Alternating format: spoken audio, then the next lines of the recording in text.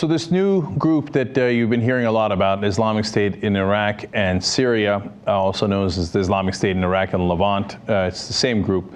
They've actually been around a little bit. They've been fighting in Syria. Now they've spilled over to Iraq, and that's why they're making major international news, and mainly because they've captured so many cities.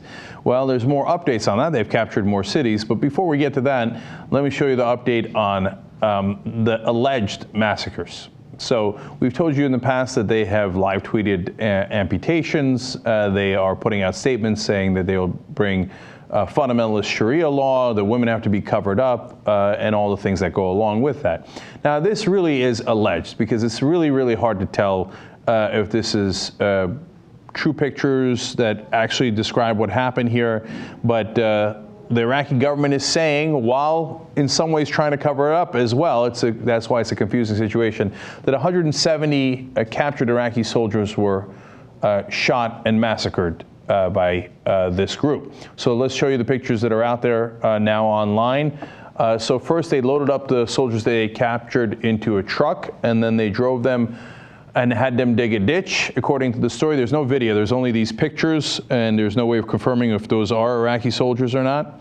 And then they had them lie down in the ditch, and then as you see there, they're pointing the weapons at them, and then they shot them and killed them all. Okay, now you got the banner of the group, that black banner, being held by one of the combatants there.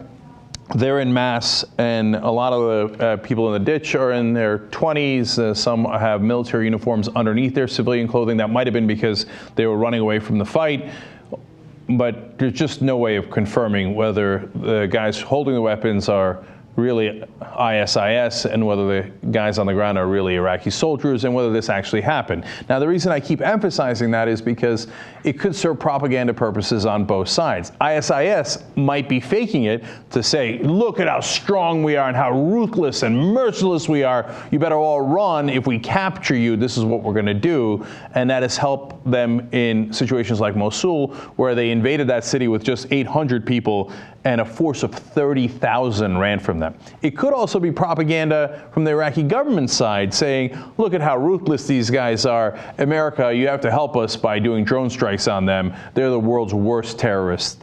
So both sides have a reason to do propaganda. Now the Iraqi government is trying to prevent these pictures from going out on Facebook, Twitter, and YouTube, but that could also be part of the play as well. Now in these situations, as in Ukraine and Russia, it's really hard to tell who's telling the truth and what the reality is. But one thing is certain, this group is making incredible strides in gaining territory in Iraq. Now, let me show you the cities they've already taken. Now, we already told you that they took Mosul, which is the second largest city in Iraq. They also took Tikrit, which is the hometown of Saddam Hussein. They took Ramadi, they took Fallujah. They had taken parts of Kirkuk, but that has been crossed off because the Kurdish Peshmerga rolled back into town and said, the Iraqi government might not fight, but we're ready to fight. And so the Kurds retook Kirkuk. That's no longer in that column. And then the ones that are in bold are towns they recently took in the last couple of days. Sadia, Jalawla, and most recently, just today in fact, Tal Afar has fallen. That's a city of 200,000 people. Largely Turkoman in there. That's a different ethnicity within Iraq. They're both Sunnis and Shiites. They're not ethnically Arab. They're not ethnically Kurds. But that city has fallen. The mayor is saying the Sunnis are now in charge of it. The Sunni group, in particular ISIS. A lot of the Shia have fled. They've gone to different parts of Iraq. They didn't want to be around when ISIS took over. And now there are reports that the government is bombing Tal Afar to try to hit ISIS positions that are now inside the city. Of course, droves of people leaving, and now we got refugee problems all over Iraq. Now, ISIS, also known as ISIL, which is confusing. They should stick with one and go forward. Anyway, put out a statement saying, for those asking who we are the soldiers of Islam and have shouldered the responsibility to restore the glory of the Islamic Caliphate. That doesn't sound that great to me. Okay, so those guys are coming, and in fact, one regional tribal figure quoted one of their leaders by saying, our final destination will be Baghdad. The decisive battle will be there. That's what their leader kept repeating. They claim they're going to Baghdad. By the way, they're not that far off. They're only 30 miles outside of Baghdad right now. That's why there's an international panic. That's why the U.S. Embassy is now temporarily relocating the people in our embassy elsewhere. If you remember, we spent so much money on that embassy. We've got 5,000 people there. It's the largest U.S. embassy in the world. It was supposed to be like a city within a city. Now we got people in a panic getting the hell out of there before ISIS shows up. Invading Iraq in the first place. What a lovely idea that turned out to be. Restoring all these ethnic hatreds in the Middle East. Genius move. So now we go to the Shia, who ISIS is fighting against. And here's a statement from Sheikh Abdul Mehdi al-Karbali, but he's actually representing Grand Ayatollah al-Sistani, who is the biggest religious figure for the Shia in Iraq. And he says, people who are capable of carrying arms and fighting the terrorists in defense of their country should volunteer to join the security forces to achieve this sacred goal. In other words, mount up, it's time to ride. So the Shia are saying, enough of this. They're going to come and take land in Iraq. We're going to come and take the land back. Prime Minister Maliki, who's also Shia, is saying, we will recapture every inch of that land, no matter what we have to do so. Okay, here comes an unbelievably bloody civil war. But you have to understand the context, because al-Sistani would sound, oh, Grand Ayatollah, oh my God, sounds pretty scary. But actually, throughout the Iraq war, he was a voice that tried to calm things down. Whether he meant it or not, I don't know, but he would often make public statements about, hey, everybody, bring it down. We can't have all this sectarian conflict. Now he's a voice that's turned around saying, give me more sectarian conflict because we're on the run and we got to ride, right? So just to sweeten the pot a little bit, they say those killed fighting ISIL militants would be martyrs, he said, as the faithful chanted in acknowledgement. When the faithful start chanting, run for the hills, and now, hey, don't worry, if you fight those ISIL guys and kill them, you'll be a martyr and go to heaven. Hey, great, they're both going to heaven on both sides, oh boy. Now, the Iranians, who are also Shia, also supporting the government we propped up in Iraq, another brilliant move on our invasion of Iraq, we gave Iran more power. Well, they're now nervous because these guys are Sunni and they're fighting against the Shia government that is allies with Iran.